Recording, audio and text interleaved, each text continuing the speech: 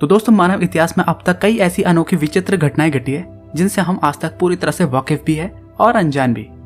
भला आपने time capsule के बारे में तो कई बार सुना होगा, जिन्हें आप और हम धरती की गहराई में दबा देते हैं और तय समय के बाद उसे खोला भी जाता है। पर क्या आप जानते हैं कि एक ऐसा ही टाइम कैप्सूल हमारे ब्रह्मांड में भी घूम रहा है। अक्सर डिजीज नाम सुनते ही हमारे दिमाग में कई तरह की घातक और जानलेवा बीमारियों के नाम घूमने लगते हैं। But do you ever think about it कि दुनिया में कुछ बीमारियां ऐसी भी है जो आपको लग जाए तो आप में अचानक से सुपर ह्यूमन जैसी स्ट्रेंथ आ सकती है। सुनने में काफी दिलचस्प लगता है ना? दोस्तों इतिहास में कई ऐसी ऐतिहासिक महामारी की घटना भी घटी है जिसने अचानक आकर लोगों को मौत आने तक के लिए मजबूर और बेबस कर दिया। और एक ऐसा दिन जब एक अनजान मैसेज ने आकर वैज्ञानिकों को हैरानी में डाल दिया और एक गहरी सोच में भी डाल दिया। अब क्या था वो मैसेज जिससे साइंटिस्ट आज भी हैरान है, और आखिर में इस धुंधली फोटो के पीछे आखिर कौन है? फिर आज की इस वीडियो में आपको इन सभी सवालों के जवाब मिलने वाले, बस वीडियो को स्किप मत करना। तो hello guys, this is Shaurya and you are watching internet immunity. So without any further delay let's get started. Number 1, the dancing plague 1518। यह घटना फ्रांस के स्टैनबर्ग शहर में साल 1518 में हुई थी, जहां 400 से ज्यादा लोग एक अजीब सी बीमारी के चलते अपना सेल्फ कंट्रोल खोते हुए लगातार नाचते ही जा रहे थे, और कई लोग इस दौरान भूख, प्यास और हार्ट अटैक से भी मारे गए।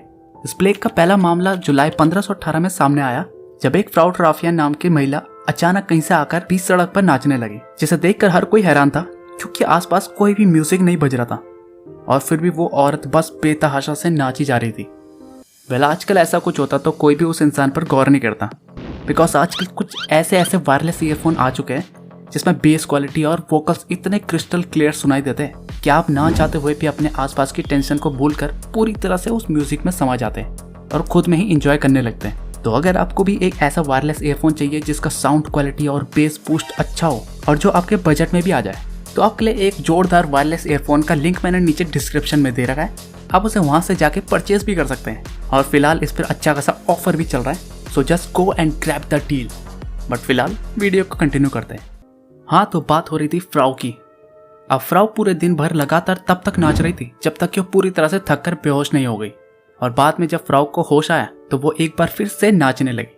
ये सिलसिला एक हफ्ते तक चला, पर इस बीच 30 से ज्यादा लोग बीमारी के चपेट में आ चुके थे, और वो भी फ्राउ की तरह टूट कर नाचने लगे। अब इस दौरान उन्हें कई चोटें भी आती, पर फिर भी वो खुद को नाचने से रोक नहीं पा रहे थे। ऐसे वक्त में रिलीजियस लीडर ने सामने आकर अपना एक तर्क दिया, जो कि बहुत ही कमाल का और यूनिक तर्क था।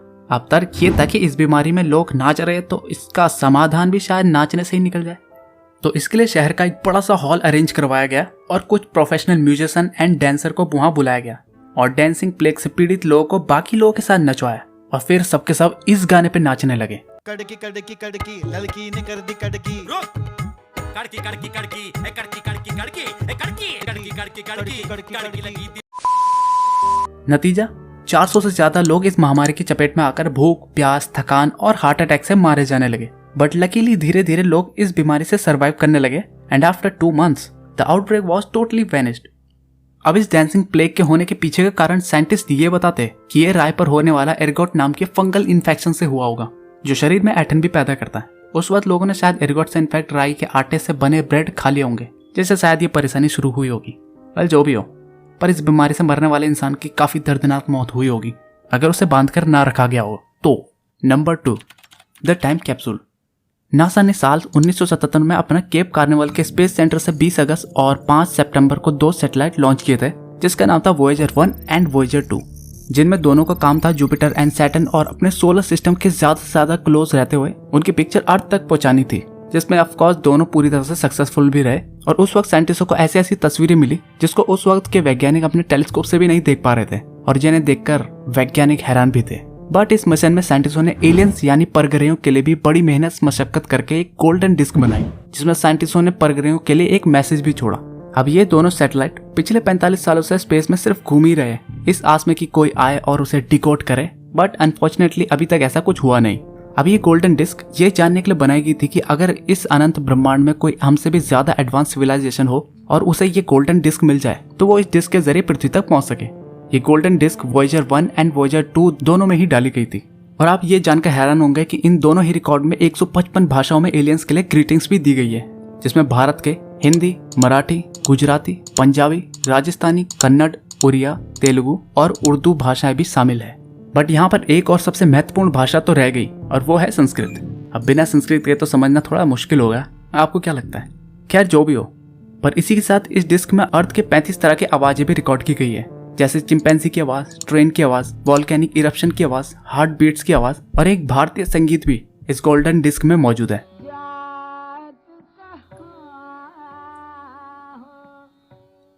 बट इन सब में ग्रेट एस्ट्रोफिजिसिस्ट स्टीफन हॉकिंस का कुछ और ही मानना था।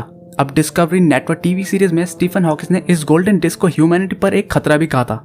अब स्टीफन हॉकिंस का यह मानना था कि हमें अनजान अत्याधुनिक परिगणों से संपर्क करने की बिल्कुल भी कोशिश नहीं करनी चाहिए। इसके बजाय हमें चुपचाप रहकर खामोशी से सिर्फ बढ़ते रहना चाहिए, क्योंकि कोई अनजान ताकत बाहर से पृथ्वी पर आएगी तो इससे हमारा भी वही हाल होगा जब कोलंबस पहली बार अमेरिका में उतरा था, जो नेटिव अमेरिकन के लिए बिल्कुल भी अच्छा नहीं रहा। अब इस मामले में स्टीफन हॉकिंस की बात में दम तो है।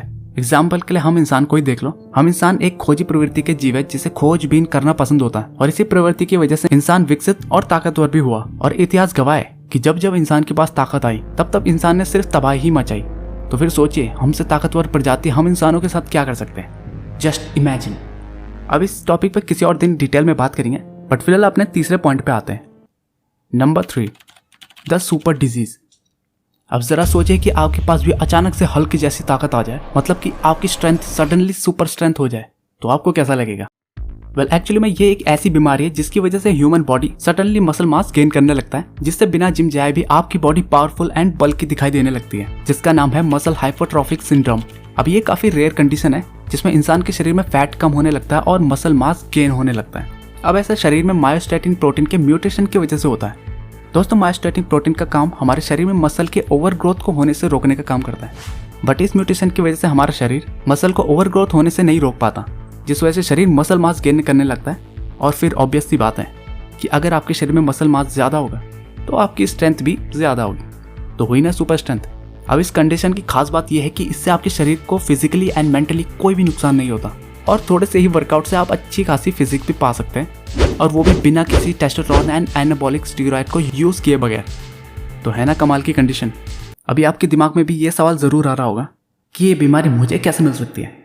वेल, ये एक जेनेटिक्स प्रॉब्लम है जो कभी भी अनजाने में किसी को भी विरासत के तौर पर मिल सकती है और नहीं भी मिल सकती है, और ये छूने से या छींकने से नहीं फैलता।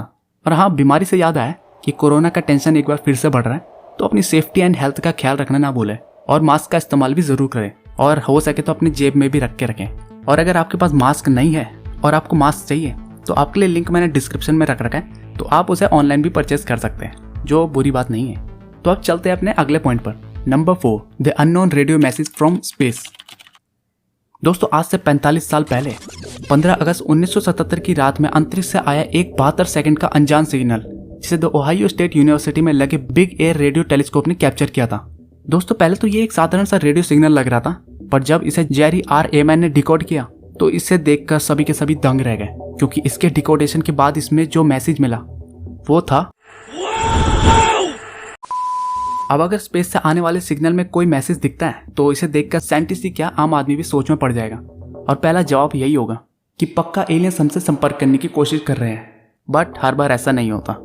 वेल, इस अनजान मैसेज ने काफी टाइम से साइंटिस्ट को कंफ्यूजन में डाल रखा था, बट हाल ही के रिसर्च में ये पता चला कि ये रेडियो वेव मैसेज किसी एलियन ने नहीं, बल्कि एक 266P नाम के कॉमेट से आया था, जो उस वक्त डिस्कवर भी नहीं किया गया था। अब दरअसल उस वक्त साइंटिस्ट P2008 Y2 गिब्स नाम के एक कॉमेट पर रिसर्च कर रहे थे, पर उस दौरान एक दूसरा कॉमेट 266P भी गुजरा था, जिससे हाइड्रोजन गैस निकल रही थी, और उसी गैस की वजह से ये रेडियो वेव मिली, जिसके डिकोडेशन के बाद ये वाव वाला मैसेज सामने आया। अब एक्चुअल में स्पेस में नेचुरल हाइड्रोजन गैस की फ्रीक्वेंसी 1420 मेगाहर्ट्ज यानी कि 21 सेंटीमीटर लाइन की होती है, और उस दिन कॉमेट 266P से भी यही फ्रीक्वेंसी मिली थी, जो एक बार फिर से नवंबर 2016 एंड फरवरी 2017 में अर्थ के करीब से गुजरा, जिससे निकलने वाली फ्रीक्वेंसी ऑलमोस्ट सेम ही थी जो 15 अगस्त 1977 की रात को मिला था। पर यह फ्रीक्वेंसी पहले से काफी कम थी, बट ऑलमोस्ट सेम ही थी। पर फिर भी वैज्ञानिकों के दिमाग में आज भी हल्का सा शक रहता है कि क्या वाकई में वो मैसेज कॉमेट से ही आया था, या इसके पीछे का राज कुछ और ही है। अभी आपको क्या लगता है, ये आप कमेंट सेक्शन में कमेंट करके बताना। बट फिलहाल चलते हैं अपने लास्ट टॉपिक पर। Number 5, the mysterious photo. तो अब आते हैं अपने मिस्टीरियस फोटो पर और जानते हैं कि आखिर में इस धुंधली फोटो के पीछे कौन है। So here we go. क्या आप जानते हैं कि ये महान आदमी कौन थे और इनकी खासियत क्या थी? वेल ऑफ कोर्स ज्यादातरों का जवाब नाम में ही होगा, सो ये है राजा रवि वर्मा, जिनका जन्म 1848 में केरल के त्रिवेंद्र में हुआ था, जो भारत के इतिहास में एक ग्रेटेस्ट पेंटर एंड आर्टिस्ट के तौर पर जाने जाते हैं। अब जिस तरह से फ्रांस में लियोनार्डो दा विंची, जिनका नाम आपने अक्सर सुना ही होगा अपने फेमस आर्ट मोनालिसा के लिए, जो एक कमाल के आर्टिस्ट थे, बस उसी तरह है भारत में राजा रवि वर्मा। बस फर्क इतना सा है कि फ्रांस के लोगों ने अपने इतिहास से जुड़े हर हिस्से को हमेशा संजो कर रखा और हम भारतीय बस हुमायूं और उनके पिताजी के कंफ्यूजन में ही रह गए। वेल, जिस तरह लियोनार्डो दा विंची अपने famous art Mona Lisa, last supper, the Vitruvius man जैसे आर्ट के लिए मशहूर है, उसी तरह राजा रवि वर्मा अपने art Shakuntala, Yashoda and Krishna, there's come papa and Galaxy of musician जैसी और भी कई तरह के अद्भुत चित्रों के लिए जाने जाते हैं। इसमें शकुंतला देवी दुष्यंत की वाइफ है, जिनका जिक्र आपने महाभारत में भी कई बार सुना होगा, और ज्यादा जानने के लिए आप गूगल पर इसके बारे में सर्च भी कर सकते हैं और इनके बारे में डिटेल में जान सकते हैं।